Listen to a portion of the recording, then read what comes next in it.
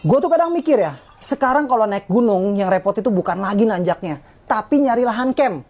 Bukan karena pendakinya kebanyakan, tapi karena lahan camp makin dikuasain sama oknum operator open trip.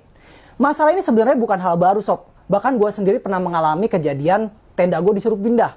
Dan jangan salah paham, ini bukan soal open trip lawan pendaki mandiri. Karena ini soal yang sangat sederhana, siapa yang naik duluan untuk dapetin spot, dia boleh diriin tenda. Siapa cepat, dia dapat. Tapi sebelumnya, kita harus sepakati dulu. Gunung itu ruang publik. Dan lahan camp itu harusnya buat siapa aja yang ikut aturan. Bukan cuma buat yang punya koneksi duluan. Gue paham kok. Open trip itu ngasih kemudahan. Tenda udah siap, makan beres, tinggal bawa badan istilahnya. Tapi masalah muncul ketika kemudahan itu berubah jadi kekuasaan. Ketika satu nama mulai disebut penguasa area camp. Yang lebih parah lagi, pendaki lain jadi diem. Open trip kecil nggak berani bersuara. Pendaki mandiri dan lokal mundur pelan-pelan karena nggak dapet tempat. Ada yang disuruh buru-buru bongkar tenda, ada yang disuruh pindah. Alasannya, tempat ini udah di booking kak. Padahal ini gunung, bukan event organizer. Lahan camp itu ruang bersama sob, bukan komoditas, bukan barang dagangan. Dan lu pikir ini nggak berdampak? Dampaknya besar. Kemungkinan lahan gunung pelan-pelan tuh bisa berubah fungsi dari konservasi jadi lapak.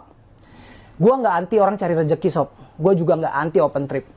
Tapi yang gue lawan adalah sistem. Sistem budaya serakah, sistem yang bikin gunung jadi eksklusif cuma buat orang yang punya modal dan bisa bayar di OT yang bisa booking lahan. Bukan buat yang punya niat dan tanggung jawab lebih. Gunung itu tempat lu cari damai. Bukan tempat rebutan lahan yang diatur via grup WhatsApp. Jadi sekarang pertanyaan gue bukan lagi, lu udah urus Simaksi belum sob? Tapi lu udah booking lahan belum sob sama OT yang bisa reservasi area? Maaf, itu bercanda. Pertanyaan gue yang serius, kalau semua lahan udah jadi slot bisnis, apa gunung masih bisa jadi ruang publik? Atau udah jadi lapak eksklusif buat yang punya koneksi? Dan mungkin udah waktunya kita semua benahi bersama. Dari pendaki sampai pengolah, mulai menjaga gunung bukan cuma lewat jejak kaki, tapi juga lewat sistem yang lebih adil, karena gunung itu tinggi, tapi nggak seharusnya cuma bisa dicapai sama yang bisa bayar paling duluan.